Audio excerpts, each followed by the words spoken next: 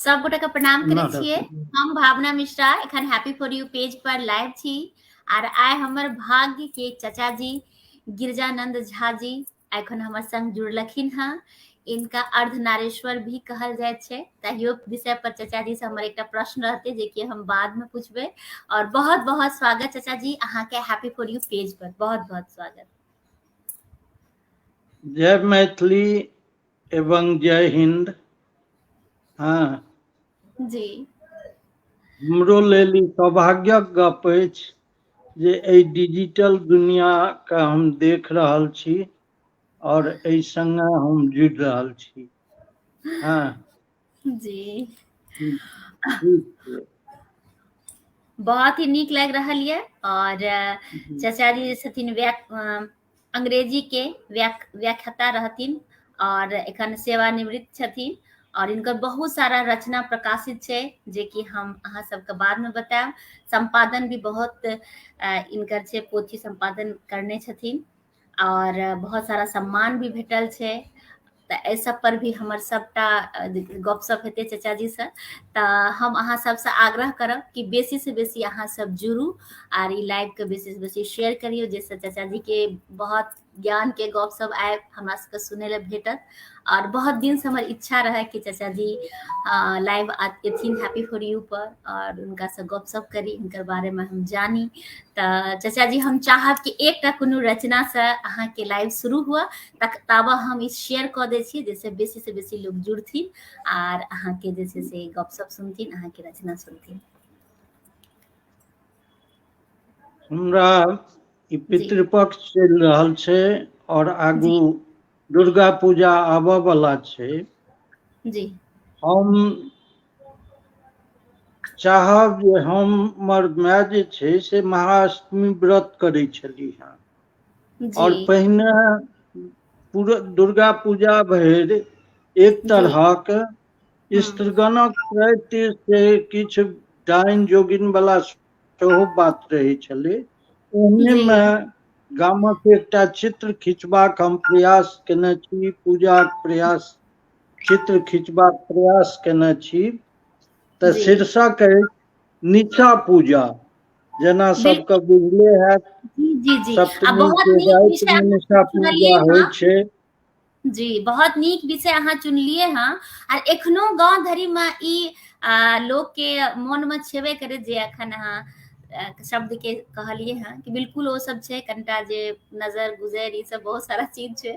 तो जी बिल्कुल सुनायल जाए, स्वागत। शहर से आइ फेर हम गाम अयलहुँ अछि। शहर से आइ फेर हम गाम अयलहुँ अछि। अथवा मायक ममता खींच अनलक अछि।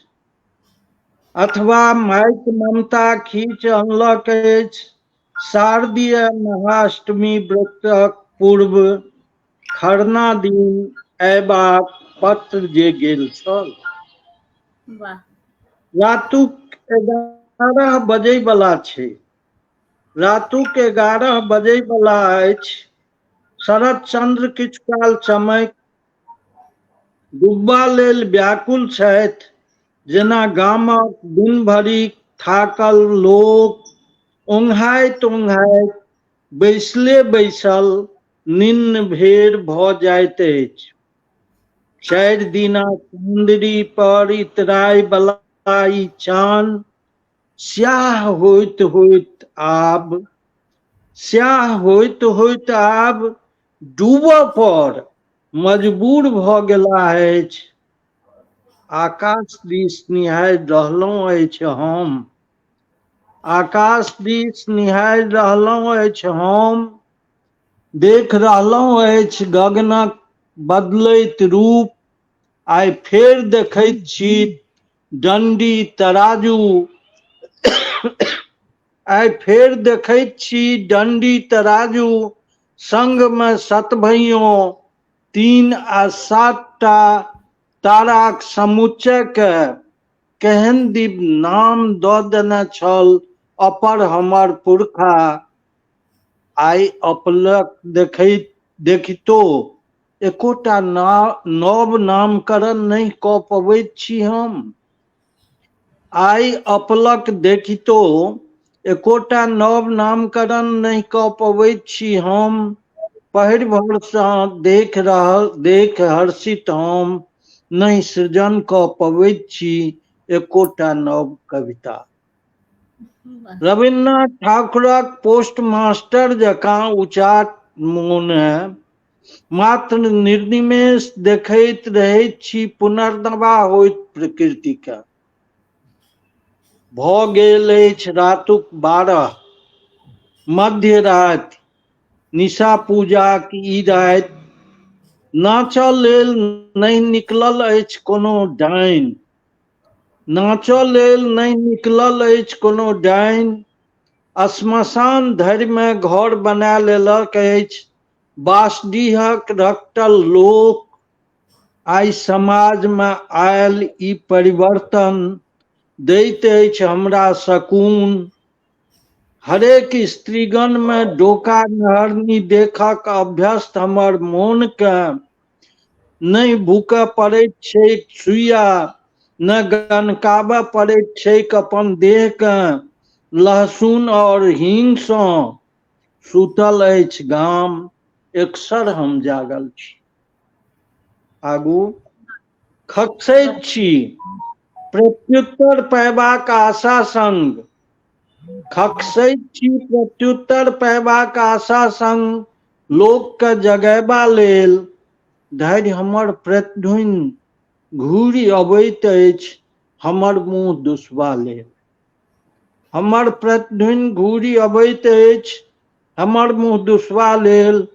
पेटक जोगाड़मे भटकैती गाम, पेटक जोगाड़मे भटकैती गाम, पुरुष विहीन जे भऽ गेल अछि।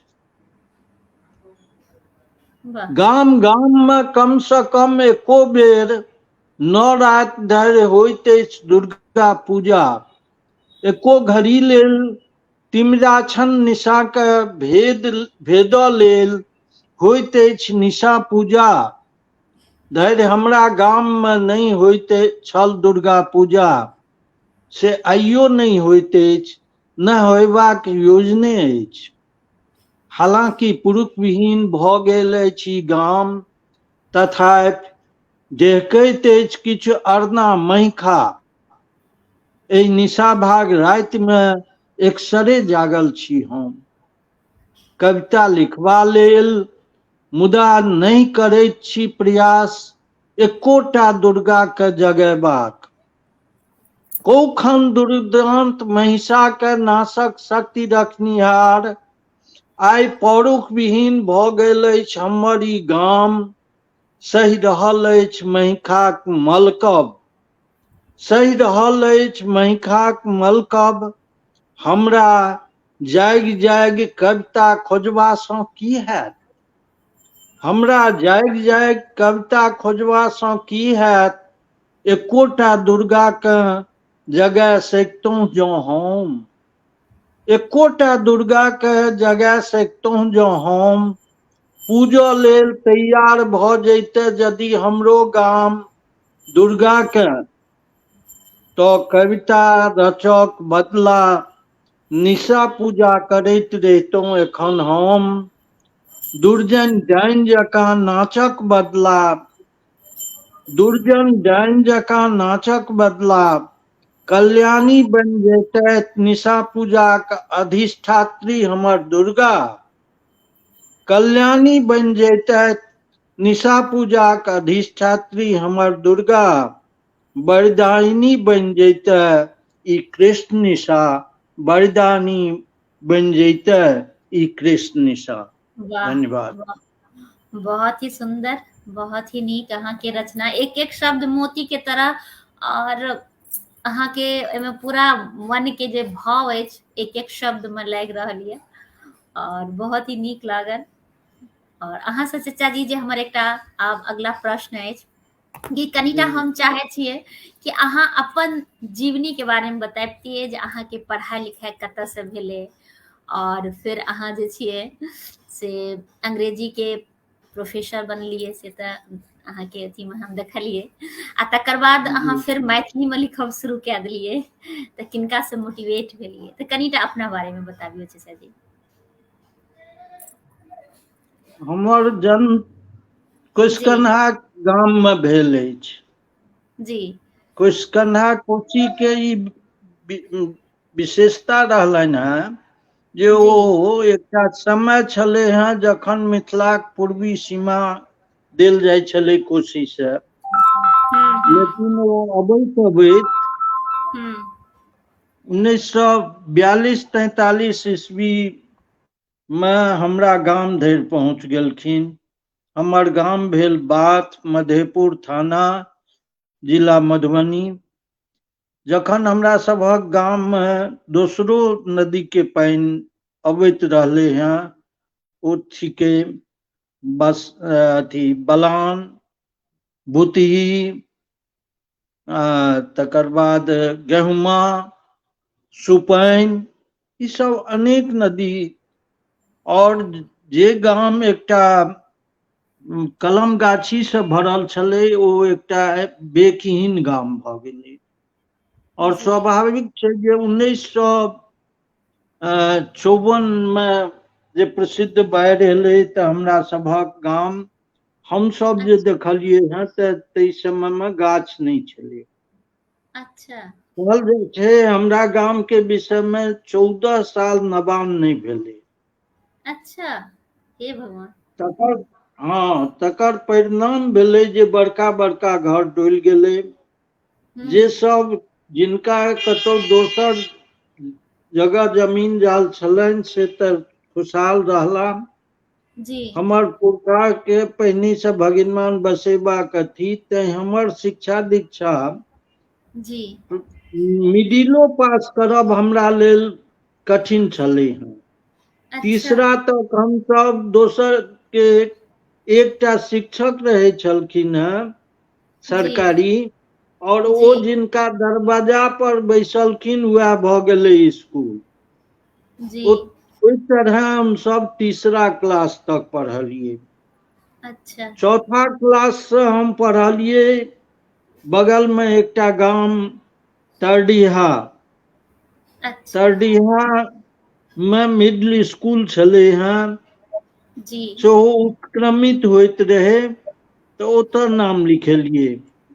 जी। ओइसे मिडिल स्कूल हमरा पास करऽ लेल अनेक दिन हमरा सबके बाढ़ि जहन अबै छलै हैं तऽ खोरा सब पार करे में किछु दूर अथाह जो रहे छलै तऽ एक हाथ ऊपर के बस्ता लेलहुँ, कपड़ा सब लेलहुँ आ एक हाथ हेललहुँ और से पार कऽ के तहन जाइ छलिए। थोड़े दूर तक एहि तरहक स्थिति छलै पानि के, तकर बाद फेरो वएह कोशी के जे बांध बनल रहे तै पर दऽ के ओहि तरडीहा तक पहुँचिए। तहू से ज्यादा बाढ़ि जहन रहे तऽ नाव से पार लगे, तै तरह जइए। हाँ, तो एहि तरह कोना मिडिल पास के लिए हाई स्कूल पढ़नाइ मुश्किल रहे। संयोग से हमर जे मातृक से अछि डियोढ़ घोघरडीहा। अच्छा। फुलपरास थाना में छलै हैं ओहि समय में, आब घोघरडीहा थाना छै। तऽ डियोढ़ में भोला उच्च विद्यालय जाहि स्कूल के छात्र जीवकांत, स्वर्गीय जीवकांत रहल छथि, हमहूँ ओही स्कूल से पढ़ने छी। अच्छा। संयोग से पढ़बा में हम शुरू से तेज छलहुँ। जी, ओ तऽ प्रतीत भेल छै। एते अहाँ संघर्ष करलिए कि हमरा अहाँ के सुनि कऽ अथी भऽ गेल मन। तऽ पढ़बा में तेज रहिए तखने अहाँ एहन मेहनत कए सकलिए, नहीं तऽ आइ काल्हि के बच्चा के सारा चीज उपलब्ध रहे छै आ बच्चा पढ़े नहीं छै। और ओहि टाइम में अहाँ चलि कऽ हाथ में कपड़ा और किताब लए कऽ दोसर गाम जाके पढ़ाई करब बहुत पैघ गप छै। जी जी कहल जी। और मैट्रिक फ्रॉम पहला से 11वां क्लास होइ छलै हमरा सबके मैट्रिक। जी। तऽ 11वां क्लास धरि हम वर्ग में प्रथम अबै छलहुँ, वाह। लेकिन मैट्रिक के जहन परीक्षा भेलै तऽ हमरा सेंटर के रिजल्ट के रोकि लेल गेलै। अच्छा। और तकर बाद हम्म, ओहिमे जे कटौती भेलै, तरह तरह के बात छै, ओते एहिठमा वर्णन करे के नहीं बात छै। जी हाँ, जी जी जी। तऽ तकर तथापि हम फर्स्ट डिवीजन से पास केने रही। और अच्छा। सीएम कॉलेज दरभंगा से हम प्री साइंस में सेहो फर्स्ट डिवीजन लेलहुँ। जी लेकिन डिग्री पार्ट 1 साइंस में आबि के हमरा जी आर्थिक फेर अभाव में आबऽ जी पड़ल अछि। जनता जी। ललित नारायण जनता महाविद्यालय, जे पहिने खाली जनता कॉलेज कहबै छलै, हम्म झंझारपुर में छै, ततऽ आबि कऽ नाम हम्म लिखेलहुँ। हम्म लेकिन फिजिक्स प्रैक्टिकल में क्रॉस लागि गेल। तकर बाद से हमर जे पढ़ाई अछि से जी प्राइवेट से हम एग्जाम दैत गेलिए। जी संजोग से नागमणि वाइस चांसलर बनल छलाह IAS, और जी परीक्षा में जे सूचताक दौड़ एलै से जी हमरा लेल वरदान भेल। हम इंटर केलहुँ प्राइवेटे से, CMB कॉलेज, फिर डियोर से, डियोर गोहटिया से। ग्रेजुएशन केलहुँ प्राइवेटे से, कुंवर सिंह कॉलेज लहेरियासराय से। MA केलहुँ मिथिला यूनिवर्सिटी से, हिस्ट्री में प्राइवेटे से। और नौकरी में अयलाक बाद रोजी रोटी के ध्यान में राखि अंग्रेजी में रांची विश्वविद्यालय से हम अंग्रेजियो में MA केलहुँ। वाह। यह हमर शैक्षणिक योग्यता। बहुत संघर्ष भरल अहाँके, और भगवान कहै छै परीक्षा लै छै लेकिन सब किछु नीक करै छै, बहुत ही नीक करै छै। तऽ फिर अहाँ जे छै से लिखब कहिया से शुरू करिए? शुरुए से बचपने से अहाँके रहै या बाद में अहाँ जे छै से लिखब शुरू करलिए? लिखै के जहाँ तक बात छै, जी ओहुमे एकटा रोचक प्रसंग छै। जी जेना कहि एलहुँ हेँ जे फर्स्ट करे के एकटा से प्रतियोगिता जकाँ रहै छै। जी तऽ हम जहन 8वां क्लास में डियोर स्कूल में एलियै तऽ अनेक स्कूल के विद्यार्थी एला। हम्म ओहि में से एकटा जे एला छात्र, ओ जे स्कूल से आयल छलाह, तऽ हुनकर जे छलनि हैं हिंदी बहुत नीक रहनि। अच्छा। और हम 8वें क्लास में 200 के 1000 के एग्जाम होय, जेमे 200 के हिंदी रहे। अच्छा। हिंदी के जे परीक्षा हाफ ईयरली हम देलिए, जी तऽ 60 नंबर दुनू विषय मिला के से जी। हुनका से ज्यादा एलनि अच्छा हमरा से। अच्छा। एहिठमा इहो कहि दी जे ओ कॉपी देखनिहार जे छै जी से संबंधी हमर छलथि हैं। अच्छा हमर बहिनो लैगतैथ, अच्छा ममियौत बहिन सब, लेकिन तैयो 60 नंबर, मने कोनो तरहक पक्षपात नहि। जी तकर बाद हमरा और सब विषय में हम ज्यादा रही, लेकिन 60 नंबर के मार्जिन से हम के कारण हम सेकेंड भऽ गेलहुँ, ओ फर्स्ट भऽ गेला। अच्छा। तऽ तकर बाद से हमरा हमर एकटा ममियौत रहथि जे छथि, जे डॉक्टर छथि, तऽ ओ जी कहलथि कि ओते जे स्टूडेंट, तऽ ओ कहलथि कि जे अहाँ कोर्स के अतिरिक्त हिंदी के किताब सब पढ़ियौ, आ अच्छा ओहिमे से नीक बात सिखियौ, आ ओकर भाषा केना शुद्ध हैत तकर प्रयास करियौ। अच्छा। तैं तकर बाद से हम पढ़य लगलियै किताब। हमरा आइयो मोन अछि जे चौड़चन के पाबनि में जे हम गाम आयल रही, तऽ भगवती चरण वर्मा के किताब चित्रलेखा लऽ के आयल रही। अच्छा। हाँ, तऽ जी एहि तरह जे पढ़नाइ भेलै तऽ हाई स्कूल में हजारों किताब हम पढ़ि गेलियै हिंदी के। वाह बहुत नीक। हाँ, तऽ जी साइंस के स्टूडेंट रहितो भाषा से ओहि कारण से लगाव भेल। जी और ओही क्रम में एकटा लिखबाक पहिने शौकिया जी से लिखनाइ शुरू केलिए। बाद में से हम कहानी लिखक प्रयास केलिए अच्छा और 72-73 में बहुत किछ 5-6टा 7टा कहानी हम लिख लेने रहिए। अच्छा लेकिन तकर बाद हमरा कतौ हम कहने छी जे तरहक संघर्ष में हम जिलिए ताहिमे हमर कतौ किछु छपतै या की हेतै से देखनाहार के रहे, हमरा तऽ रोजी रोटी के चिंता रहे। जी तऽ तरह तरह के संघर्ष करैत रहिए। आबि जी के 79 ईस्वी में हम बोकारो में शिक्षक में ज्वाइन केलिए।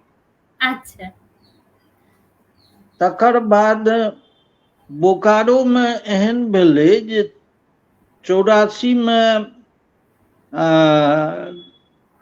से परिषद के मंच से ई घोषणा भेलै जे जी अगिला साल जे छै से एकटा किताब प्रकाशित कयल जायत। अच्छा हमरा लग 5-6टा रहबे करे कहानी। हम्म, हम वो लिख के देलियनि, ओ कॉपी देलियनि। तऽ हमरा जे देलियनि ताहिमे ई रहै जे नाम यदि हम दितियै तऽ हम तऽ ओहिठमा रहैत रहियै।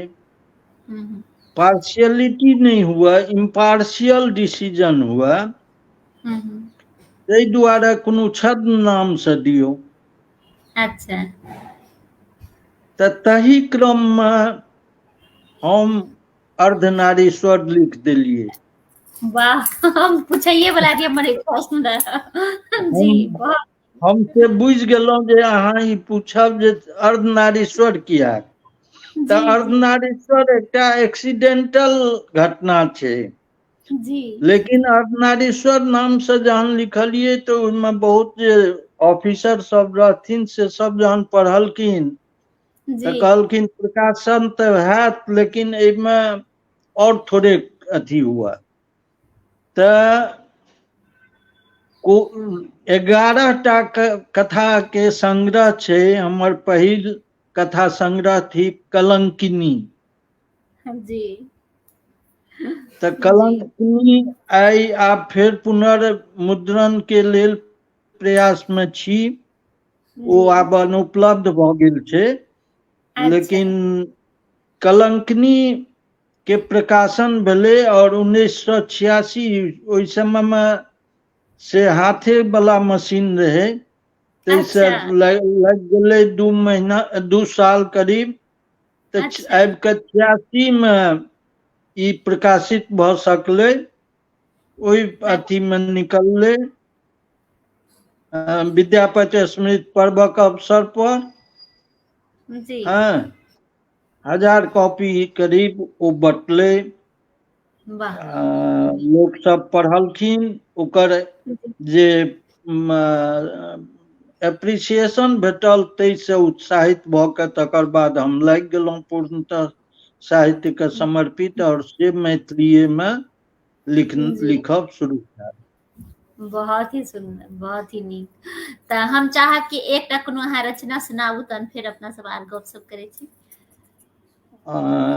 रचना एखन कविते में से सुनाबी?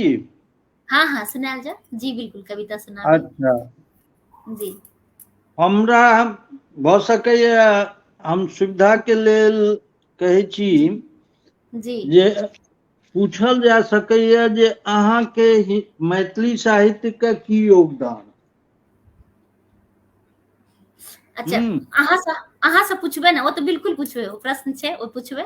नहीं तऽ हम कहब जी हम अपने प्रश्न केलहुँ आ हम अपने जवाब दऽ रहल छी। ई तऽ हमर भाग्य ई तऽ बहुते नीक छै कि अहाँ हमरा हाँ, सुझा रहल छी। बिल्कुल जी, जे बिल्कुल जी जे हम चाहे कहानी लिखलियै हैं, कविता लिखलियै हैं, हम जेना कहलहुँ जे जी बेसिकली हम विज्ञानक विद्यार्थी छलहुँ, जी तऽ विज्ञान के साहित्य में आनय के प्रयास हम केलिए हैं। वाह बहुत ओ खूब। चाहे हमर कथा रहे चाहे कविता रहे, दुनू में हमर ई जी प्रयास रहले हैं। वाह तऽ बहुत ओहि बढ़िया। तरहक जी अनेक कविता छै।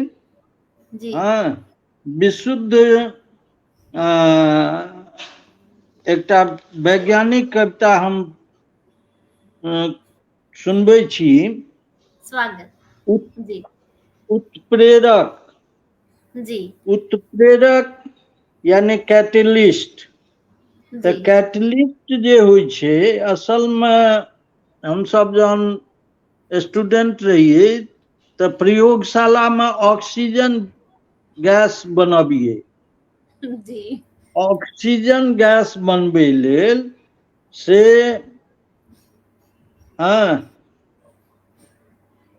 क्लोरेट और मैग्नीज डाइऑक्साइड और के मिलाबिए आ जी तकरा स्पिरिट ज्वालक से गर्म करिए। हम्म, तऽ निकलै छलै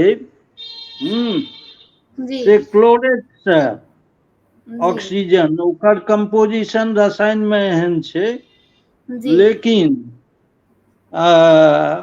मैग्नीज डाइऑक्साइड जे छलै से जी ओ कमे तापक्रम पर ओ भऽ सकै जी अधिक से अधिक से जी कऽ दै छलियै हैं।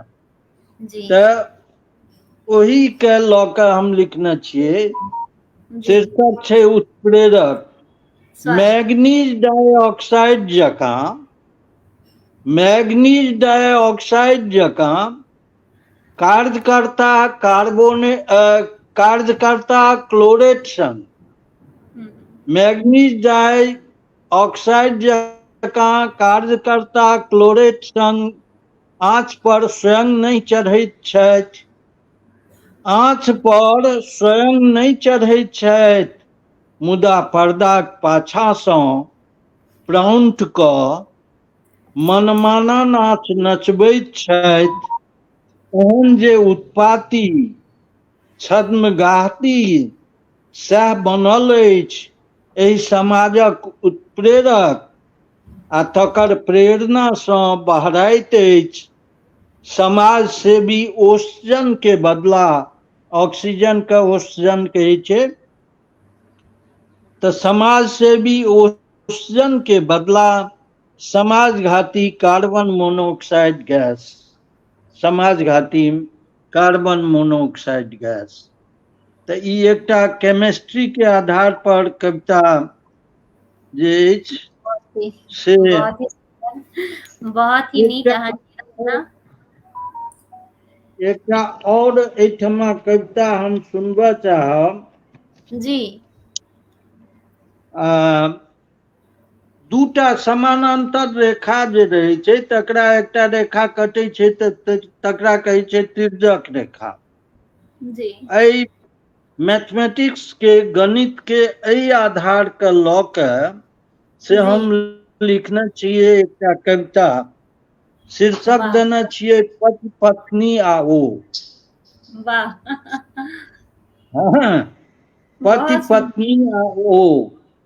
जी देखबै जी जखन पति आ पत्नी, जखन पति आ पत्नी, पत्नी आ पति जी समानांतर रेखा जकाँ अपन अपन आनि पर, समानांतर रेखा जकाँ अपन अपन आनि पर सदिखन अड़ल रहैछ, सदिखन अड़ल रहैछ।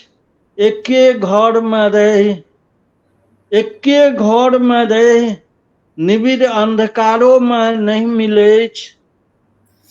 एके घर में रहे निबिड़ अंधकारो में नहीं मिले तो तिर्जक रेखा जकाँ तो तिर्जक रेखा जकाँ प्रवेश करे एकटा ओ सही तो तिर्जक रेखा जकाँ प्रवेश करे एकटा ओ आ तिर्जके रेखा जकाँ तेना के दुनूक जीवन के कटे जे जनसंचार माध्यमों में चर्च भ उठे पति पत्नी आ ओ। वाह, बहुत ही सुंदर, बहुत ते ही सुंदर तुलना अहाँ करलिए हैं, बड़ा ही सुंदर मैथ का बड़ा ही नीक से बात यहाँ समझेलिए हैं। पति पत्नी के जे नोक झोंक आर ओकर बाद जे कनी मन मुटाव होइ छै ओकर बहुत सुंदर अहाँ लिखलिए हैं। और हम चाहब जे कनी अहाँ के पोथी के बारे में जे अहाँ के प्रकाशित पोथी है एक बेर हम जैसे सबगोटा के बता दिए। प्रकाशित रचना जे अपने के अछि कलंकनी मैथिली कथा संग्रह, मिथिला सांस्कृतिक परिषद, बोकारो इस्पात नगर द्वारा 1986 ईस्वी में प्रकाशित। हाई कमांड मैथिली ललित निबंध संग्रह, साहित्य लोक बोकारो इस्पात नगर द्वारा 1996 ईस्वी में प्रकाशित। मायक नाम चिट्ठी मैथिली कविता संग्रह 2013 ईस्वी में प्रकाशित। नीलकंठ मैथिली कविता संग्रह।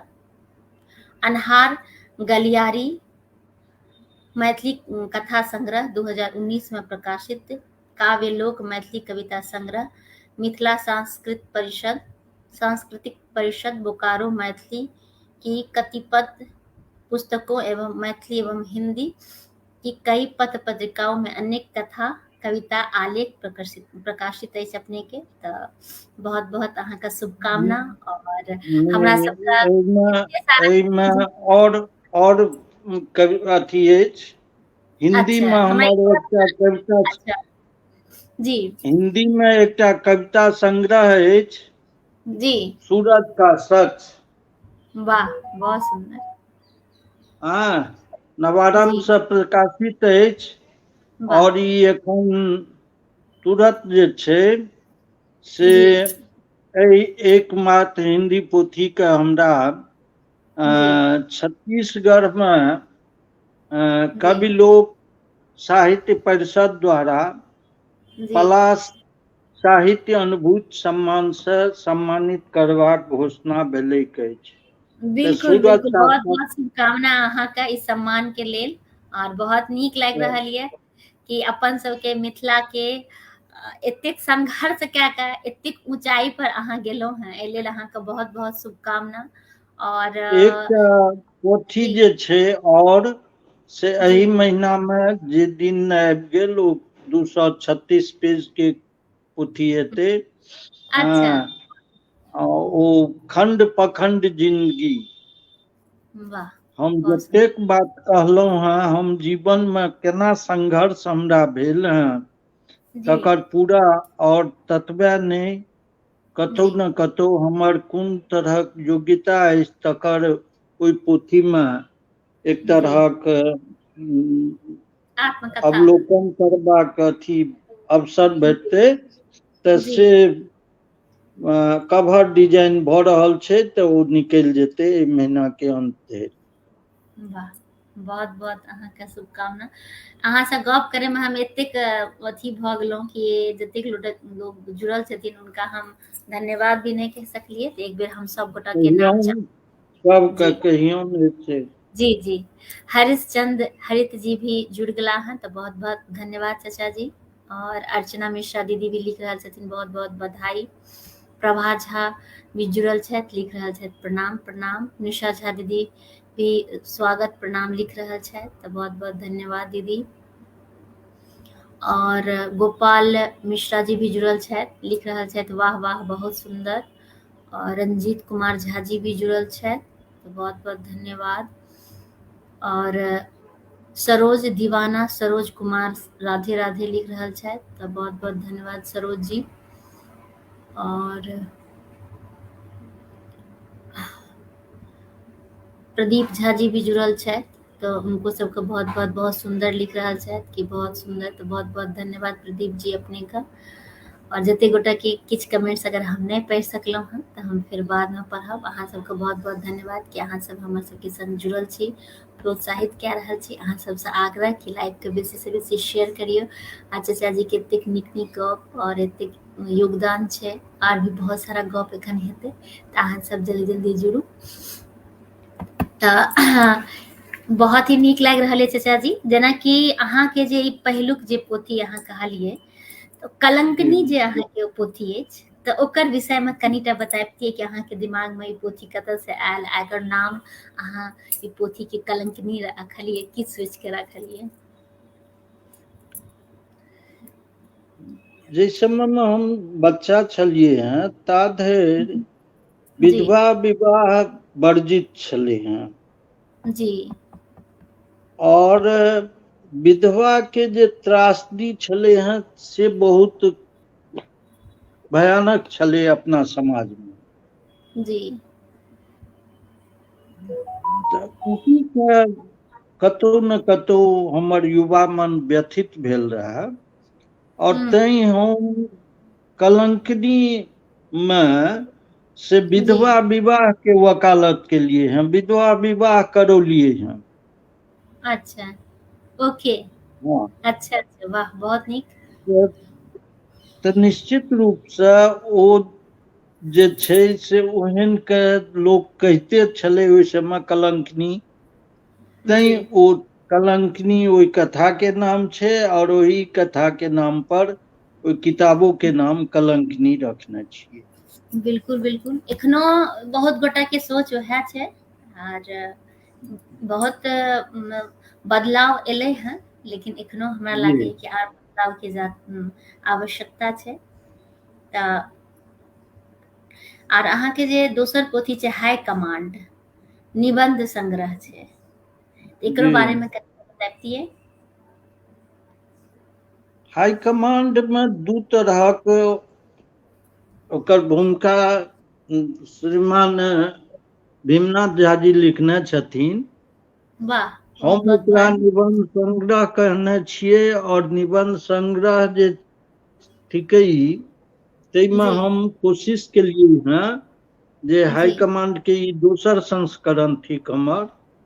अच्छा। पहिल संस्करण सबटा जे रहै से बटि गेल रहै। अच्छा, तऽ पोथियो नवारंभ से फेर अहाँके पास जे सब पोथी अवेलेबल छै तऽ एक रति लाइव में हमरा सबके देखा दिअ, जे पोथी अहाँके पास अवेलेबल छै। ई हाई कमांड भेल। और स्क्रीन पर नहीं देखा पड़ल चाचा जी, कनी एक रति ऊपर करे, हाथ में ल के पोथी के। एना? हाँ हाँ हाँ जी। अच्छा, ई छै नया, एकर नया एमे किछ नया छै, ओकरे फेर से दोस्त नहीं नहीं, छपेलियै? ओकरे प्रिंट छियै। अच्छा, प्रिंट छियै, ओके जी। ई माइक नाम चिट्ठी। हाँ, तऽ एहिमे ई जे माइक नाम चिट्ठी छै अपने के, तऽ ई पोथी में जी, की छै? ई वास्तव में हमर कविता संग्रह थिकै। जी। और एकर जे मुख्य एकटा माइक नाम चिट्ठी कविता हमर लिखल छै। अच्छा। निश्चित रूप से हम कोनो वाद में जकड़ल लोक नहीं छी। वाह। एखन जे लोक अपना के पुरस्कार प्राप्तिक लेल प्रगतिवादी तऽ साम्यवादी से हम दिखावा नहीं करैत छी। जी एहिमे जी। ई दिल्ली तऽ हम रहलहुँ हैं आइ 3-4 वर्ष से, लेकिन दिल्ली के जे अनुभव हम कैल हँ, जी तऽ एकर जे मुख्य माइक नाम चिट्ठी जे छै जी। से दिल्ली में एकटा युवक के संघर्ष के हम देखेलियै हँ। अच्छा, बहुत और सुंदर। ओ ब्राह्मण युवक जी एहिठमा आबि कऽ जी। ओ अथी के जूता के फैक्ट्री जे अछि, लेदर फैक्ट्री, तऽ गली गली में कते छै दिल्ली परिसर में से जनिते छियै। जी जी। ताहिठमा लेदर कटै के काज ओकरा सिबै के काज सेव कऽ रहलै हँ। जी आ तैयो ओ युवक के से नौकरी जाय के संभावना बुझि पड़ै छै, कारण प्रदूषण जे छै ताहि बढ़ला से एक तरहक नोटिस होइ छै जे ई जी बंद कए देल जेतै, ई फैक्ट्री के एहिठमा एहि एरिया से हटा देल जेतै। जी जी तही काल में ई ओही युग के समय में, जे समय में ई मोबाइल युग नहीं आयल छलै, चिट्ठी जी छलै, तऽ चिट्ठी के रूप में हम लिखने छियै ओ कविता। हमरा हाँ हमर आग्रह की कथा ई कविता अहाँ हमरा सबके सुना देतौ पोथी से। सुनबै छी। जी स्वागत।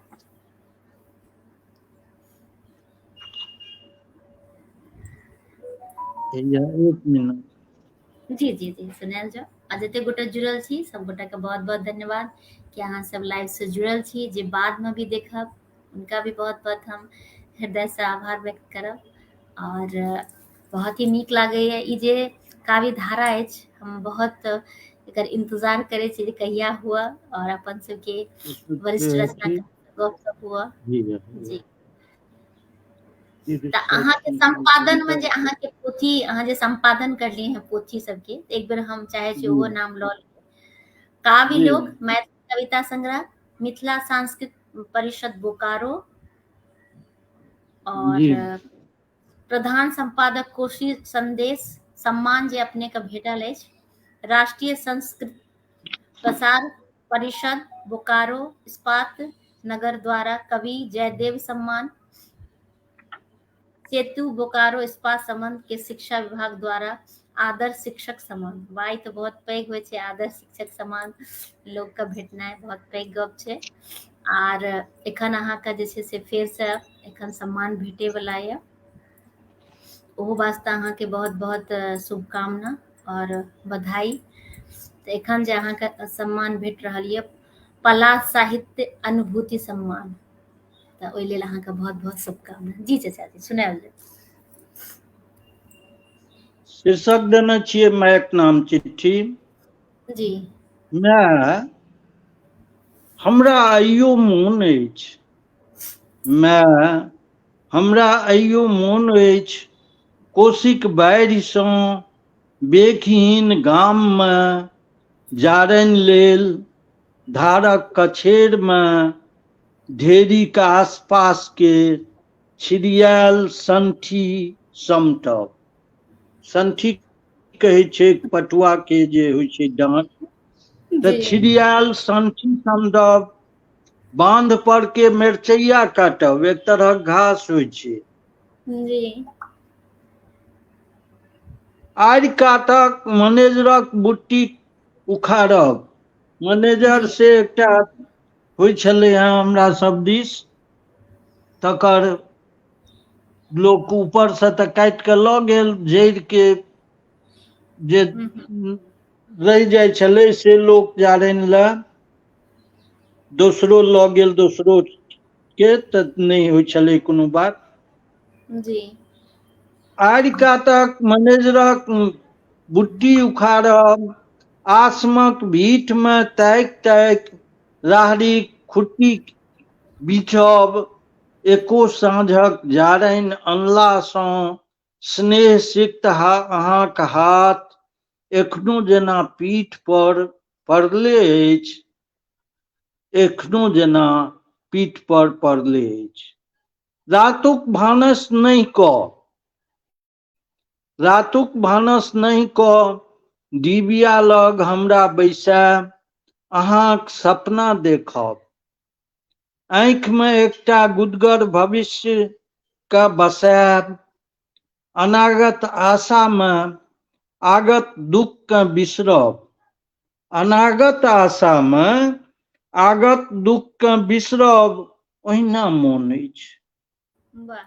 कोना बिसरि सकैत छी हम अहाँक स्वयं अल्हुआ खाय, हमरा भात खुआए, स्कूल पठायब, जोड़नक हाथ लाथे दही मांगि, दही चूड़ा चटाए, परीक्षा में पठायब, हमर फर्स्ट अयला पर गदगद मोने आशीष गोसाइन के गोहराब हुनक पीढ़ी पर लाल टूह अड़हुल फूल चढ़ाब अहाँक भरोसक आईना में अपन कांछा गुड्डी के उड़िया के बिंसैत हमर ठोर फुलसैत हमर देह आइयो पनपियाक छुट्टी में थाकल शरीर ओंघाइत मातर हिले लगैत अछि पोर पोर दुखाइत हमर गात डोर कटल गुड्डी जकाँ डोलऽ लगैत अछि धरि ओ वास्तव में पर्यवेक्षकक हाथक प्रसाद होइत अछि जे टिफिनक समय खत्म हेबाक सूचना दैत अछि सूचना दैत अछि नहीं बिसरलहुँ अछि माय नहीं बिसरलहुँ अछि माय चरखा काटलो संता अहाँक बीट पर नहीं जायब चरखा काटलो संता पहिने सब घरक लोक नहीं जाइ छलै बाजार तऽ चरखा काटलो संता अहाँक बीट पर नहीं जायब स्वयं भूखलो रही पाहुन लेल चाउर दालि जोगायब समय सँ महाजनी काकी सूद पहुँचायब साख बचायब धरि एक बेर हमरे फीसक कारण चूक भेला सँ हुनकर फज्झति सहब आ हमर भीष्म प्रतिज्ञा करब हुनकर फज्झति सहब आ हमर भीष्म प्रतिज्ञा करब जे एक दिन में हम अहाँके टाकाक ओछौन कऽ सुतायब बहुत सुंदर आगू कहै छी जी सबटा ओहिना मोन अछि हे कुलवंती माय हे दुख काटन माय हे पत राखन माय ओहि शपथ के पूर्व लेल अयलहुँ हम भीष्म नगरी में इंद्रप्रस्थ हमरा सँ तोड़बौलक कुल रीति के जनेऊ के जरा हम मध में मिला चाटि गेलहुँ जनेऊ के जरा हम मध में मिला चाटि गेलहुँ आ काटऽ लगलहुँ जूताक चाम जैकेटक डिजाइन अनुसार चलबऽ लगलहुँ अपन कैंची राखि नहीं पौलहुँ एको दिन छोटका भाइयों के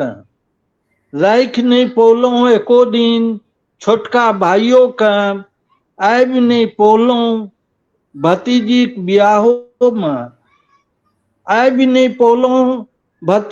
बियाहो में दऽ नहीं पौलिये दौड़ नुआ कहियो अहाँक पुतोहु के दूधक सेहनते रहैत छै अहाँक पोता पोती के एहि द्रोणाश्रय में दूधक सेहनते रहैत छै अहाँक पोता पोती के एहि द्रोणाश्रय में धैर्य हम कुल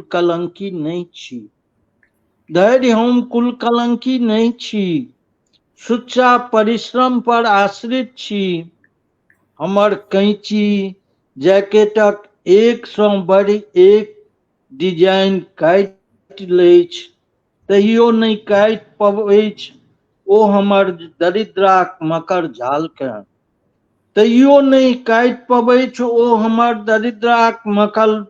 मकर जाल के हमर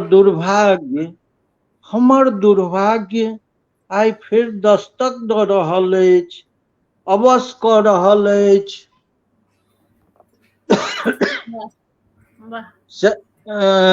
चामक सराइन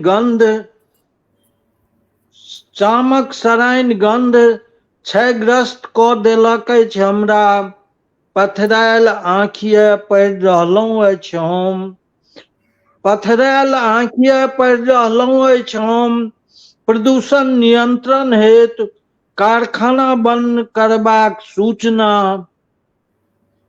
अहाँ तऽ दुख काटि लेलहुँ, अहाँ तऽ दुख काटि लेलहुँ, कुलक लाज राखि लेलहुँ, काज विहीन पतिक बोझ, काज विहीन पतिक बोझ उगते कोना अहाँक पुतोह, लिखब हे कुलवंती माय, सिखाउ हे दुख काटन माय, क्षमब हे धरती समय। बहुत सुंदर, एक एक शब्द का बहुत नीक सा हम मोती के तरह पिरोलिए हैं, और बहुत शब्द एना रहे जे कि अपना सब अब बिसर रहल छियै, तो ओ शब्द कभी कविता के माध्यम से अहाँ समावेश कर लिए कविता में। बहुत ही सुंदर अहाँ के हमरा रचना लागल, बहुत ही सुंदर हृदय स्पर्शी अहाँ के रचना अछि, बहुत नीक। बहुत बहुत अहाँ के शुभकामना पोथी के लिए।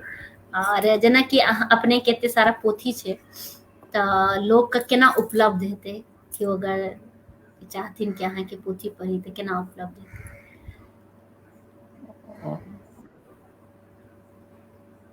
हमर मोबाइल नंबर पर यदि हमरा आबि जायत जी तऽ हम जहाँ धरि सवाल छै एतेक पोथी से एखन धरि प्रायः हम मुफ्ते बटलियै एकरा, जी। मैथिली लेकिन में आब हम हाँ एकटा परिचर्चा करबाक छै कि मैथिली में खरीदे वाला बड़ कम छथिन पोथी के, इहो पर एक दिन अपना सब परिचर्चा करब। जी बड्ड कम छथिन,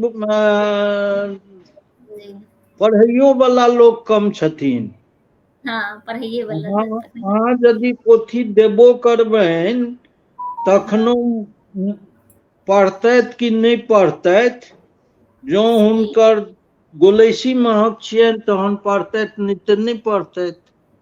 जी सेहो सब छै, ई सब तऽ सबमे रहै छै, जी लेकिन हमरा हम जाधरि स्वस्थ छलहुँ हेँ बाँटि दै जी छलियै लोकक बीच। हम सगर राति दीप जरयमे जाइ छलियै एकटा कथा पढ़ै लेल, हम जी बोकारो से विदा भऽ कऽ काठमांडू 2 बेर गेल छियै, जी मात्र एकटा के कथा पढ़ै लेल। हम हाँ बोकारो से काठमांडू सेल के एम्प्लाई रहे, छुट्टी लऽ के गेल छियै। वाह।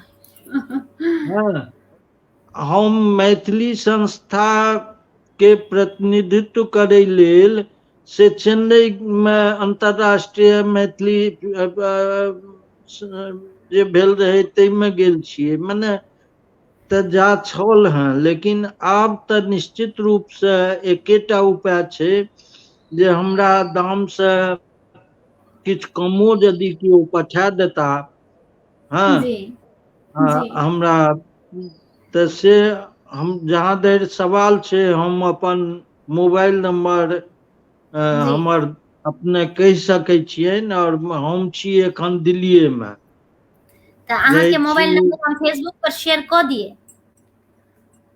कऽ सकै छियै। तऽ हम नंबर एक बेर पढ़ि दै छी अपने के, जैसे कि अगर किनको पोथी लै के विचार हेतै तो अहाँ से संपर्क जी कऽ के पोथी लऽ सकथिन। तऽ चाचा जी के जी नंबर छै 7762995205, 7762995205। तऽ अगर अहाँ सबके पोथी खरीदे के विचार हुआ तऽ चाचा जी से संपर्क करी, आ पोथी जे छै से उपलब्ध हेतै।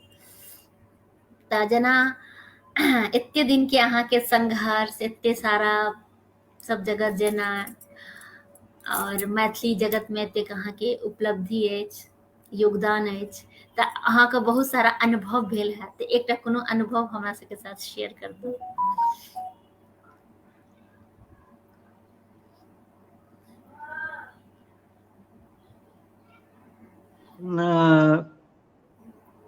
कोन प्रकारक अनुभव कही? हाँ, जे अहाँके इच्छा हो, कोनो भी अनुभव कहि सकै छी। हम जी एकटा कार्यकर्ता संगठन, हम जे छै से जी लेखक के संग संग एकटा संगठन करता रहलहुँ हँ। मिथिला सांस्कृतिक परिषद के सामान्य सदस्य के रूप में से हमरा कार्य करबाक और अंग्रेजी के व्याख्याता रहितो हम ट्यूशन में पढ़ेलहुँ कहियो। अच्छा। हम साहित्य और समाज के दैत रहलिए। जी।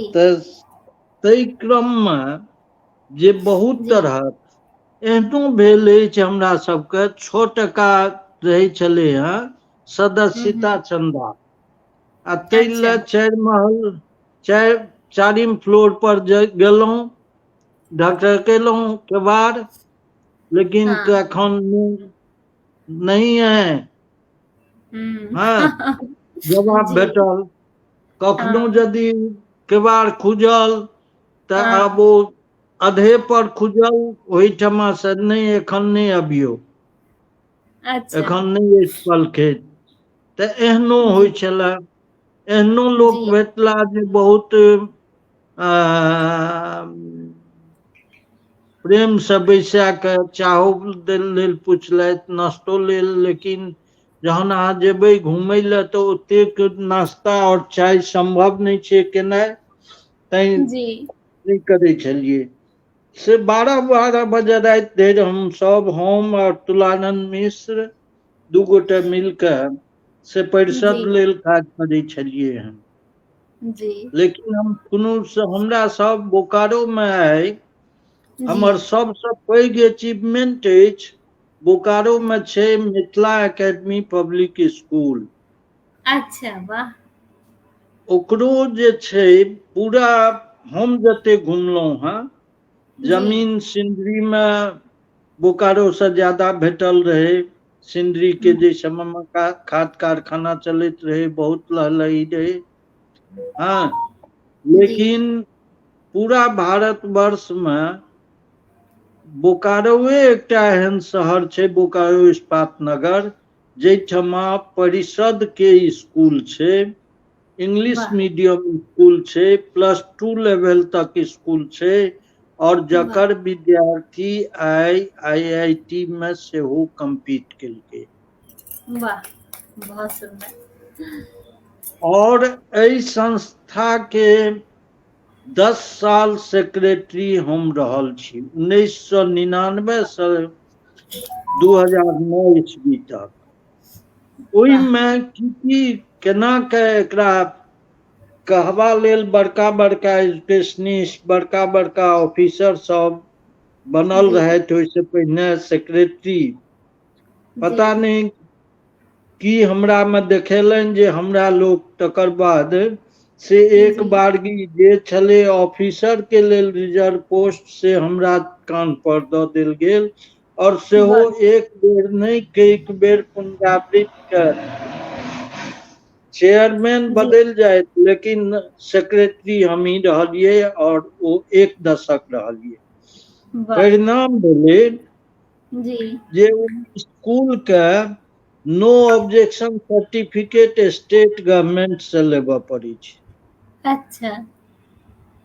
तै प्रक्रिया के से DO से लऽ के और एजुकेशन मिनिस्ट्री तक फॉलो अप केने छियै, जाहिमे एहनो दलाल हमरा भेटल अछि जे 6 लाख टका दियौ अहाँके हम NOC दिया दै छी। जी बिल्कुल, खूब चलै छै। हाँ, लेकिन हम सतत ओहि पर लागल रहलिए, और ओ हालांकि किछु हजार रुपया जाय अबै में जे खर्चा भेलै रहै के से तऽ करय पड़लै, लेकिन ओ NOC बिना एको पैसा खर्च केने भेटल छै। और आई CBSE से एफिलिएटेड हमरा बाद के जे सेक्रेटरी एला से CBSE से हम ही CBSE में अप्लाई कऽ के हम छोड़ने रहिए। आई CBSE से +2 तक एफिलिएटेड स्कूल चलि रहल छै। तऽ हम सोचै छियै जे हमरा जीवनक ई एकटा बड़ पैघ उपलब्धि अछि, और लोग कतबो आत्मशक्ति कहो मैथिल के कौचर्ज करो, लेकिन जी एहिमे जो 10टा टांग घींचे वाला छला हँ तऽ 20टा जी हमरा सपोर्ट करे वाला वाह बरदहस्त हमरा माथ पर छल, तैं हमरा से ई संभव भेल। बिल्कुल। और अहाँ के जे संघर्ष भरल शुरुआत में रहे पढ़ाई लिखाई में, तो ई स्कूल जे खुलले ओहि माध्यम से अहाँ के बहुत आत्मसंतुष्टि भेल है, और ऐसे जे हर साल हजारों लाखों विद्यार्थी पढ़ के बड़का बड़का ऑफिसर बने छथिन, तो बहुत ही ज्यादा प्रसन्नता भेटैत है। ओकर कोनो मोल नहीं छै, ओ अनमोल छै। तो बहुत नीक काज करलियै आ बहुत ही नीक लागि रहल यऽ अहाँ से एखन गप कए कऽ। एकटा प्रश्न अहाँ से और रहे हमर, जे जी जे नया जनरेशन के लोग जे आइ काल्हि लिख रहल छै, उनका लेल किछु अहाँ के संदेश देल जाय, किछु अनुभव के आधार।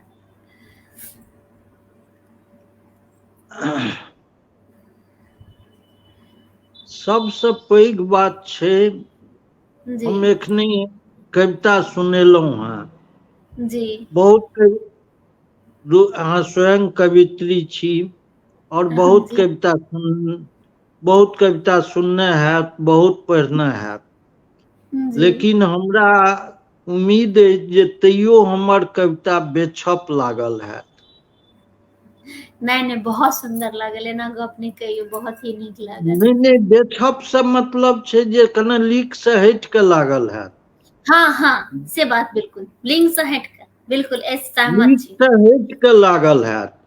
हाँ जी हाँ जी तऽ हमर बिल्कुल अलग। जेना अहाँ जे एक मैथ में अहाँ कविता के माध्यम से समझा रहल छी, अहाँ केमिस्ट्री फिजिक्स सब तरह से जेना अहाँ कहलिए हैं कि हमर कविता के सब तरह से हम लिखने छियै, तो ई बहुत यूनिक होइ छै, हर आदमी नहीं लिख पाबै छथिन। बिल्कुल अहाँ के सही तऽ कह हमर जी कहबाक अछि जे आइ जे जी छै से कालिदासक उपमा से नहीं अहाँ चलियौ। सही गप, आइ कालिदास के युग में हम नहीं छियै, सही बात। आइ इलेक्ट्रॉनिक युग में छियै, तऽ इलेक्ट्रॉनिक युगक उपमा दियौ ने। बिल्कुल बिल्कुल जी हाँ आब जी जे छै प्रश्न ठाढ़ भेलै हैं, चंद्रयान गेलै भारत के, जी प्रश्न एकटा ठाढ़ कऽ देल, विचार विमर्श के मुद्दा आबि गेलै जे कि जी आबो चंद्रमुखी कहल जाय। अच्छा जी भेलै ने। जी बिल्कुल सही। तऽ अहाँ पॉजिटिव निगेटिव दुनू लऽ सकै छी। सही चाँद गप के छै अहाँ एखनो चाँद के अहाँ देखियौ, जी ओहिमे सौंदर्यो देखियौ, लेकिन ओहिमे कुरूपतो के देखै के कोशिश करियौ। सही गप। हाँ जी ओहिके जी जे नव नव जानकारी आबि रहलै हैं, सेहो साहित्य में आनियौ। सही गप। अहाँ यदि पढ़ै छी तऽ मानि लिअ कंप्यूटर चलबै छी, तऽ कंप्यूटर के कोनो शब्द के से सिम्बल लए कऽ समाज में ओकरा देखबियौ। आइ सिम्बल हम लेबै, हाँ प्रतीक के रूप में से जी पहिलके सिम्बल नहीं देखनाइ जरूरी छै। हम अपना कविता लिखने छियै एकटा नारी, जाहिमे लिटमस पत्र से हम तुलना केलियनि हैं नारी के, जे नारी वाह लिटमस पत्र जकाँ लाल आ हरियर होइत छथि। वाह हम्म जी तऽ मानि लिअ एहि तरहक प्रयोग करियौ। जी आब जे छै सब एकटा समय छलै जहिया हरिमोहन बाबू लिखलखिन ग्रेजुएट पुतोहु, सही गप जी आइ ग्रेजुएट ढनमनायल छै। सही आइ जे छै से आइ अहाँ यदि मैथिलानी के लेल लिखबै, जी तऽ आइ कल्पना चावला के राखि के सामने तहन अहाँ कहबै ने किछु। सही गप, बिल्कुल सही जी एहि नव नव बात केना साहित्य में आनि सकै छियै अहाँ। जी हाँ, दोसर जी बात एखनो धरि बहुत चीज में छै जे एकटा लीक जे छै ताहि पर लोग चलि रहला हँ, प्रशंसा पाबि रहला हँ आ ओही जी में खुश है से नहीं। सही। हम्म हम जते नव साहित्य पढ़ि सकबै, आइ यदि फ्रेंच पढ़ै छियै कियो जी तऽ फ्रेंच के कारण की अथी अछि। जी दोसर दोसर भाषा में की अहाँ सिखलहुँ हँ, सही ताहिसँ है। अहाँ अपना भाषा के केना समृद्ध कऽ सकैत छी। सही। जी हम कहानी 3 तरह के, एक तरह कैटेगराइज यदि हमर कहानी के कयल जाय जी तऽ हम जहिया उद्धृत करय चाहे छी जे सीता कहानी पढ़लियै जनकपुर में हम, अच्छा सगर राति दीप जरय में, अच्छा और जानकी मंदिर के जे मुख्य महंत रहथिन तै हमरा सभक ओहिमे व्यवस्था केने रहथिन। हाँ आइयो मोन अछि जे मने जानकी जी के कृपा से जी 14-15 प्रकार के तरुआ भुजुआ सब बनबेने रहथिन ओ तरकारी। वाह हाँ, जी आश्चर्य व्यवस्था केने रहथिन। ओहिठमा हम कहानी पढ़लियै सीता, ओ हाँ पहिल विज्ञान कथा हमर छल हँ। वाह, ओ अपने के पास उपलब्ध छै अभी? हाँ छै।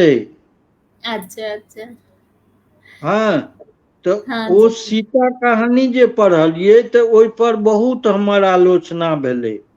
अच्छा जे स्थापित साहित्यकार सब तथाकथित छलखिन हेँ खूब बहुत आलोचना केलखिन, ई की लिख कऽ अनलथि हेँ।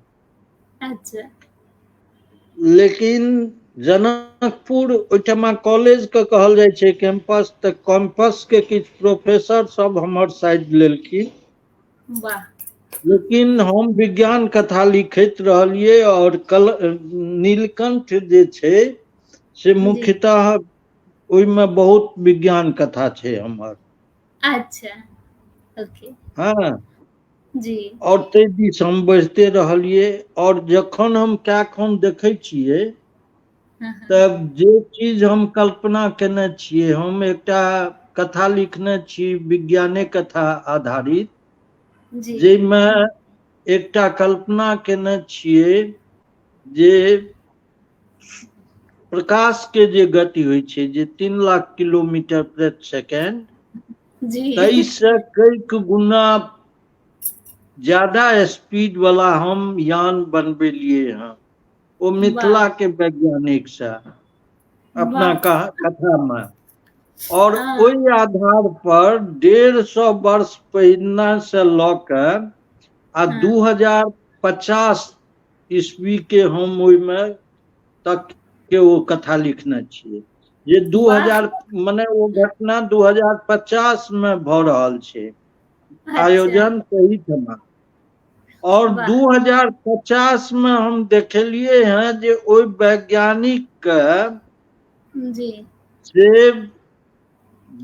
आब सोचियौ जे समय में दहेज पराकाष्ठा पर छलै, ताहि जी समय में हम सोचने छियै जे 2050 में ओहि वैज्ञानिक के से एक ओहि के डायरेक्टर छथिन से अपना बेटी के विवाह ओहि वैज्ञानिक से करबै छथिन बिना स्त्री धन लेना, यानी जी दहेज पुरुष नहि लऽ के ओहि समय तक स्त्री मंगै छै।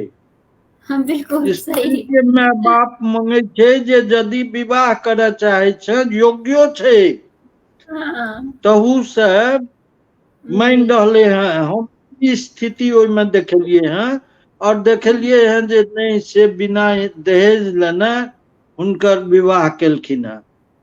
वाह और एखने जे छै जे कल्पना हम ओहि समय में केलियै से स्थिति कखनो कतौ ने कतौ एखने गाँव जाइ छी तऽ बिल्कुल देखै सही छियै जे बिल्कुल के सही। ढेर लड़का कुमार छे, बस देश के कुन कल्पना जो ना विवाह होई त नव चीज अनियो, वैज्ञानिक सोच अनियो, ऐतिहासिक सोच अनियो। अहाँके सुनल हुआ, ध्यान हुआ नहीं हुआ से नहीं कहब, जी चार्ल्स के वाइफ छलखिन है डायना। जी जी बिल्कुल जी। अच्छा, डायना के जहन मृत्यु हाँ भेलनि त ओ फ्रांस में एक्सीडेंटल डेथ छै।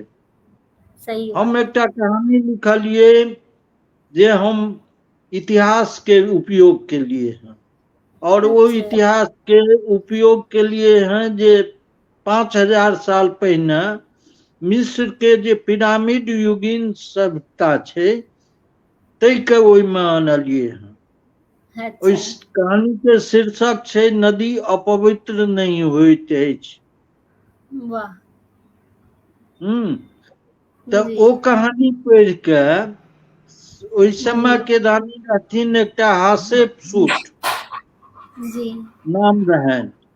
तिनको जी में ओही तरह के एक तरह कैरेक्टरिस्टिक छै, जे तरह कैरेक्टरिस्टिक से देखायल जाइ छै मने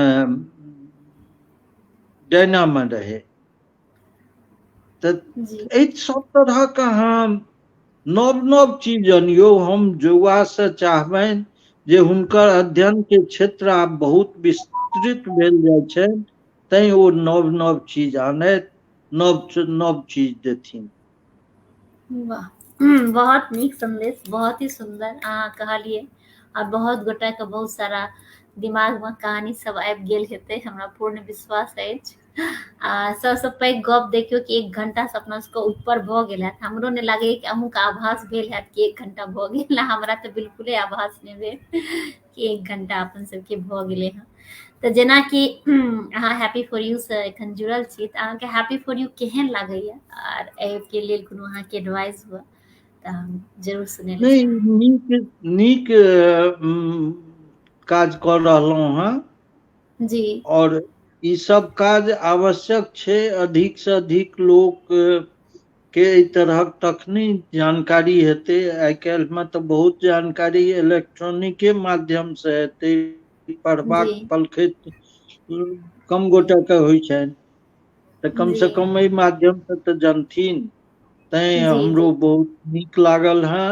अहाँके ई जी प्रोग्राम सफल जी रहे से जी हम कामना करैत छी। हाँ, जी और जी लेकिन हमर विश्वास अछि जे जी हमरा सभक, हम सब खाली अपना आलोचना जे करै छियै, कुचर्ज करै छियै जे मैथिल एना मैथिल ओना, जी मैथिले इहो करै छै, त्यागो कए रहलै हँ। सही एखनो बात बिल्कुल अपना पैसा से छपा रहले हैं पोथी, सही दऽ बात। रहले हैं मम्मियों पढ़ै लए। तऽ जी हम चाहबनि जे किछुओ गोटे पढ़थिन जरूर। आ जी यदि संभव रहै, जे पाठके टा छथि, जे लेखक छथि, बहुतो के आब हमरा सभक जे अवस्था छै ताहिमे जी पहिने 2 बजे राति में लिखऽ लगै छलियै, जी आब नहि से सम्भव छै। जी हाँ, जी तऽ निश्चित रूप से पढ़ैत आ अपन भाषा के बिसरैत नहि, से जी हमर रहत आग्रह। जी कोनो अहाँके रचना जे कि अहाँ सोचने हुई कि हमरा सबके सुनाबी या छूटि गेल हुए, तऽ प्लीज हमर आग्रह कि जरूर सुनाबी। एहन मानि लिअ जी कोनो आब तऽ विज्ञान के अथी से कएटा बात हम बताइए देलहुँ हाँ। और यदि सुनबै के तऽ कहानी तहानी सुनै के तऽ एकटा लिंक पर हम कथा अच्छा कहानी अथियो भऽ रहल अछि। जी हम चाहब देखियौ निबंध में से आ अनहर अनहर गलियार जे अहाँके मैथिली कथा संग्रह अछि, एहिमे हम्म, एकर ई कथा में एहिमे की अछि, एकटा नीलकंठ और अन्हार गलियारी दूटा छूट गेल जेकर बारे में अहाँ नहीं बतेलिए हैं, हमर आग्रह के दुनू पुत्र के बारे में कनी कनी बता देतिए। नीलकंठ में से दुनू तरह कथा अछि, जी विज्ञान कथा सेहो अछि।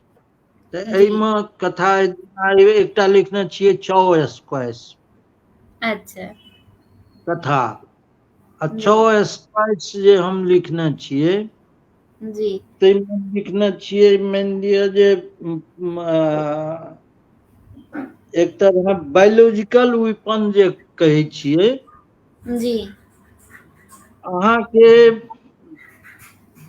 काल्हिए एकटा पढ़लहुँ हेँ जे चीन के कंपनी एकटा स्वाद के बदलै के हिसाब से एकटा कोनो चीज मिलायल जाइ छै जे एखन बहुत प्रचलित छै। नाम हम काल्हिए नाम एखन बिसरि रहलियै, चाउमिन सब में देल जाय छै, चाइनीज बहुत सारा फूड में ओ देल जाय छै, देल जाइ छै। हाँ, और ओ खाय के तैले लोग बहुत खा ले छै, बेसी खा ले छै। तऽ चौ स्क्वाइस जे छै, चौ स्क्वाइस हम लिखने छियै, सोचियो जे 90 और 2000 के बीच में।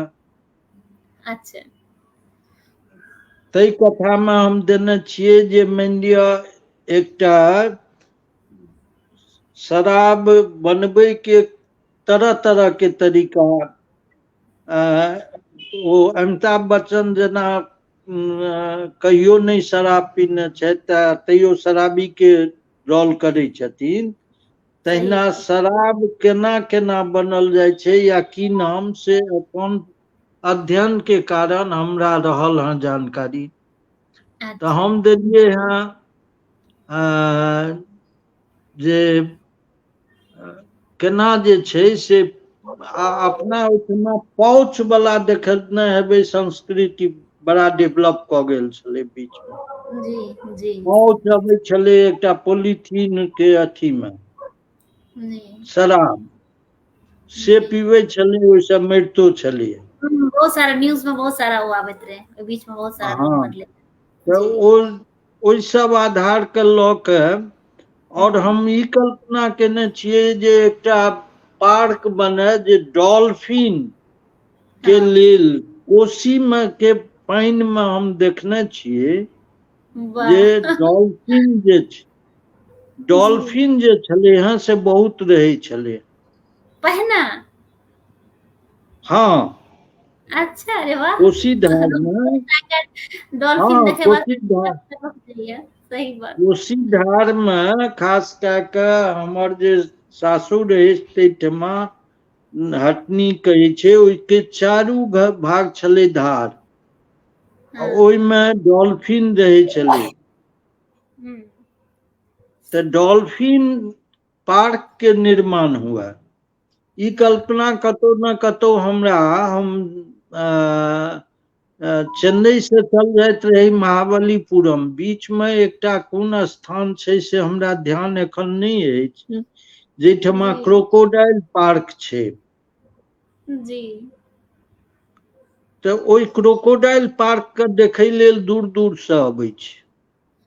हाँ, बिल्कुल, बहुत दूर से हम गेल छी। तऽ मिथिला में किया ने एहन एहन मानि लिअ कोनो चीज के यदि पार्क बनायल जाय जेते देखै लेल लोक आबि सकै, तऽ साहित्यकार कम से कम सुनते या नहीं सुनते, कोनो बेटा के यदि बेटी के यदि अपील कऽ गेलै और ओ यदि निर्माण कऽ देलकै, तऽ हम डॉल्फिन पार्क के, एहि तरहक अनेक तरहक छै जे कथा छै नीलकंठ से भरल। अन्हार गलियारी जे छै कथा संग्रह, ताहिमे मुख्य कथा जे अन्हार गलियारी छै, ओ एक तरह कतौ न कतौ हम न्याय व्यवस्था से असंतुष्ट लोक छी। अच्छा जी हाँ, हमरा राजनीति से ज्यादा न्याय व्यवस्था से असंतुष्ट अछि भारत में। हाँ, लेकिन कोनो कोर्ट के विषय में, कोनो जज के विषय में अहाँ बजबै तऽ अरेस्ट भऽ सकै छी, अथी भऽ सकै छी, ई दिगर बात छियै। ये बिल्कुल सही हाँ, कह रहल जी। अन्हार गलियारी एकटा एहन संघर्षी के कथा छै जी जकर डी जे छै चारू भाग से घेर लै छै, मने जमीन कीन लेलक, जे जमींदार छै से आ ओकर रास्ता बंद कऽ देलकै जी ताकि ओ जमीन दऽ दे। और बिल्कुल ओ उत्साह में ओ 4th ग्रेड एम्प्लॉई छै, ओ जाइ छै जे हमरा कम से कम से न्याय भेटत, लेकिन ओ जहन 7-8 साल ओही चक्कर में रहैया तऽ फेर पंच लग अबैया आ पंच ओकरा कोन तरह अथी मथै छै तकरे ओ कथा छियै। तैं ओ अन्हार गलियारी यानी ई न्याय के रास्ता जे छै से एकटा सुरंग जकाँ भऽ गेलै जी हेँ, हम ई देखबै के प्रयास केलिए हैं। बहुत ही तऽ मुख्य सुंदर कथा जी। जी आ और ई सब गांव में तऽ बहुत होइ छै, जमीनो जी हड़प लै छै और चूंकि वो दबंग रहे छथिन तऽ गरीबे आदमी के बेघर भए जाइ छथिन, तऽ ई सब तऽ बहुत होइ छै। तऽ बहुत ही सुंदर अहाँके, और बहुत ही नीक लागल। तऽ अहाँ कोनो रचना हमरा सबके सुनाबैत रही तऽ एकटा सुना दिअ, फिर आइ के लाइव के समाप्त करी। आ जते गोटा जुड़ल छी, जे बाद में भी जुड़ब, सब गोटा के हम हृदय से आभार व्यक्त करब। बहुत ही आइ के जे अहाँ सब लाइव देखब तऽ हमारा पूर्ण विश्वास अछि कि बहुत ही सुंदर लागत अहाँ सबके, आ बहुत ही जानकारी प्राप्त हैत, आ बहुत मोटिवेट भी है, आ संग संग किछु लिखे के वास्ते प्रेरित भी है। जे रचनाकार छै उनका लेल हमर ये अछि कि बहुत ही नीक लागत, अवश्य देखी लाइव के। कंचन झा जी भी जुड़ गेली हैं, वाह बहुत सुंदर लिख रहल छै। निशा झा दीदी लिख रहल छै कि वाह अहाँ के जे कल्पना सराहनीय अछि, बिल्कुल सही कह रहल छियै दीदी। हाँ, बहुत गोटा जुड़ल छै, तऽ सब गोटा के हम बहुत बहुत धन्यवाद देब। आर ई प्रोग्राम जी सुनायल जाय। एकटा हाई कमांड में सब सुनबै छी, स्वागत पंडित सर्वभक्षी उवाच। जी हाँ, पंडित जी प्रवर सर्वभक्षी जी महाराज ज्योतिषाचार्य आयुर्वेदाचार्य संग बलधकेल वैयाकरण कौखन खटशास्त्री आ वंशानुक्रम से सामुद्रिक विद्या में ततेक निपुण जे सभक ललाटक रेखा बिना चश्मो पढ़ि सकैत छथि, यद्यपि आन कोनो वस्तु बिन चश्मा ठीक सँ नहि देखैत छथि। जी एहि प्रताप सँ ओ हरेक सप्ताह साप्ताहिक राशिफल के माध्यम सँ एक प्रतिष्ठित दैनिक आ मासिक पत्र में छपैत छथि, किंतु जी जेना डिबिया तोरे में अन्हार रहै, तहिना पंडित जी के अपने जी भाग्यक रेख पढ़ैत काल रतौंधी भऽ जाइत छनि। इएह कारण अछि वाह जे कखन ओ अपने अदृष्टक चक्र में पिसा लगैत छथि। आइयो जी भवितव्यक कौल में पेराइ रहल छलाह। हम जखन हुनका ओतय पहुँचलहुँ तऽ देखल जे ओ पत्नीक संग हुनका महाभारत मचल अछि। हम वाह पूछलियनि, वाह पंडित राज एना किएक? ओ कहि उठलाह, पंडित राजक पंडिताई घोषैर रहल अछि। एहि मूर्ख पंडितैन के संग ई पंडित राज पतित राज भऽ गेला अछि। हमरा सन बुधियार के ई कुकुर जकाँ लुलुअबैत रहैत छथि। पता नहीं कोन यूनिवर्सिटी सँ ओकालति पढ़लथि। जेना जतेक अनेक बड़का जजक जजमेंटक क्षमता अपना मेम साहिबाक थोथेर लग खत्म भऽ जाइत, तहिना हमरो अछि। हम सगर संसार में विद्वान छी, किंतु घर में मूर्ख। आब आनठाम सुचिताक अवतार छी, किंतु हिनका लग महान अप्रोजक। हौ बाप की कहबह, कोन लग्न में ए मौगिक संग हमर संग भेल से नहीं कहि। हे जे फुरात से जो कहलहुँ तऽ हमहूँ बुझू जे नहीं करक से कऽ देब। पंडिताइनक प्रत्युत्तर कर्ण गोचर भेल। लऽ हौ की कहबह, कनेक नीक निकुत खायक लेल लल भऽ गेल कऽ रहि जाइत छी।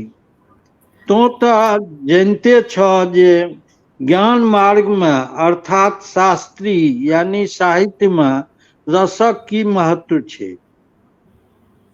तैं जाहि तरहक रस परिपाक करबाक हो, ताहि तरहक भोजन आवश्यक। जो रसना रसगर तीमन तरकारी का आस्वादन सँ वंचित रहत तऽ वएह जे रौद्रक संग विभत्से रसटा निश्रित भऽ सकै छै। हमरा संग साहित्य सेवीक घरवाला जँ ई बात नहीं बुझती तऽ एहिसँ दुर्योग और की भऽ सकै छै। तैं गेलहुँ जे कने अपनोसँ नीक तरकारी बनाबी, परंच हे ओहन जीव के लुत्ती सँ दागि ली तऽ नीक।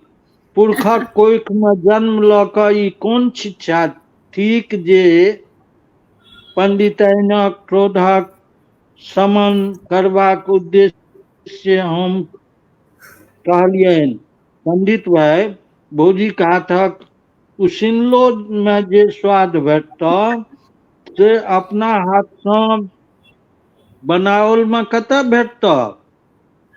इएह लए ओ भड़ैक उठला। पंडिताइन तऽ तोरा नून पढ़ा के खुआ देने छौ, तो तऽ हुनकर पक्ष लेबे करबह। हो हम कोनो भोजने टा वास्ते चूल्हा लग जाइत छी। हमरा तऽ वास्तव में अनेक बातक अन्वेषण सत्यापन सेहो करबाक रहैत अछि। अन्वेषण, हम चौंक उठलहुँ। हो तोँ कतयसँ बुझबह। रतन तोता जकाँ बच्चा सब संग टैं टैं कऽ के पेटक जोगाड़ भले ही कऽ लो, किंतु ज्ञान गरिमा गौरव विकास हेतु तऽ चिंतन मनन आवश्यक अछि। कनेक सोचह, यदि जेम्स वाट भात रान्हैत नहीं देखने रहितथि तऽ की ओ वाष्प इंजनक आविष्कार कऽ सकैत छलाह। न्यूटन यदि सेब के हँसैत दिनक दिन नहीं निहारितथि तऽ की आधुनिक भौतिकीक जन्म होइतै।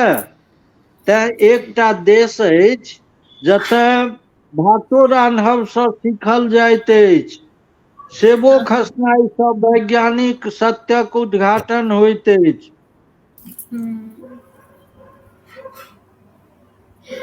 बहुत ही सुंदर अपनी के रचना लगे। नेटवर्क के कनी इशू भऽ रहल अछि। बिल्कुल सही कह रहल छियै। बहुत जगह एखन कनी दिन पहिने हम कृष्ण भगवान जतऽ ज्ञान प्राप्त करलखिन रहऽ ओतऽ गेल रही, हुनकर गुरुकुल गेल रही, बड़ा ही नीक लागल रहऽ।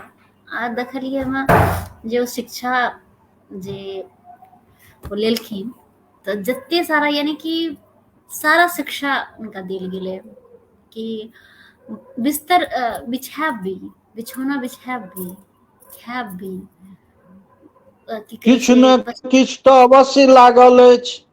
घसंत विद्या लपटंत जोड़, नहीं किछु तऽ थोड़बो थोड़। हाँ एकटा बात अछि।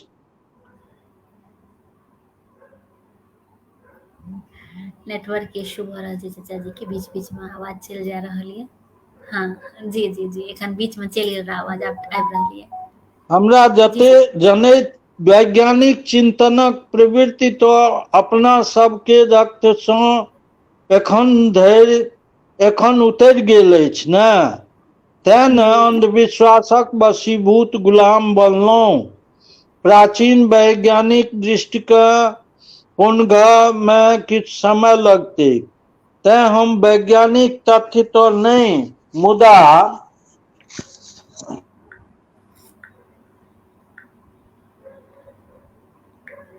जी नेटवर्क के फेर लागैए दिक्कत भए रहल छै। जी चाचा जी भऽ गेलै, और बीच बीच में अहाँके नेटवर्क चलि गेलै रहता। जी जी जी असल में एगोटा कह रहला हन टेलीफोन, तऽ काटै छियै तहन फेर ओ अच्छा, तही लेल अपने के ओ फोन आबै छै तऽ नेटवर्क चलि जाइ छै। जी जी जी जी तऽ जी सुनाउ की पूरा संपन्न भऽ गेलै, कियाकि हम बुझि नहि सकलियै कि संपन्न, अहाँके आवाज चलि गेलै रहे, पूरा भऽ गेलै रहे कि बाकी छै? पूरा तऽ नहीं भेलै हन, लेकिन बहुत लंबा छै तऽ छोड़ दियौ एकरा। अच्छा अच्छा अच्छा अच्छा, तऽ कोनो हाँ नहि, फेर अहाँ सुनल जेतै। आर अहाँके पोथी जे हाँ छै से पढ़ि कऽ भी मन में जिज्ञासा रहतै कि एकरा आर पढ़िए। तऽ बहुत ही सुंदर लागल अहाँ एलहुँ, और एते समय देलिए, 1.5 घंटा अपन सबके लगभग भऽ गेलै हैं। तऽ बड़ा ही नीक लागलै, और बहुत बहुत अहाँके धन्यवाद। ठीक छै तऽ आब खत्म कयल जाय ने। जी जी जी जी बहुत बहुत धन्यवाद अपने के। बहुत बहुत धन्यवाद अहूँके।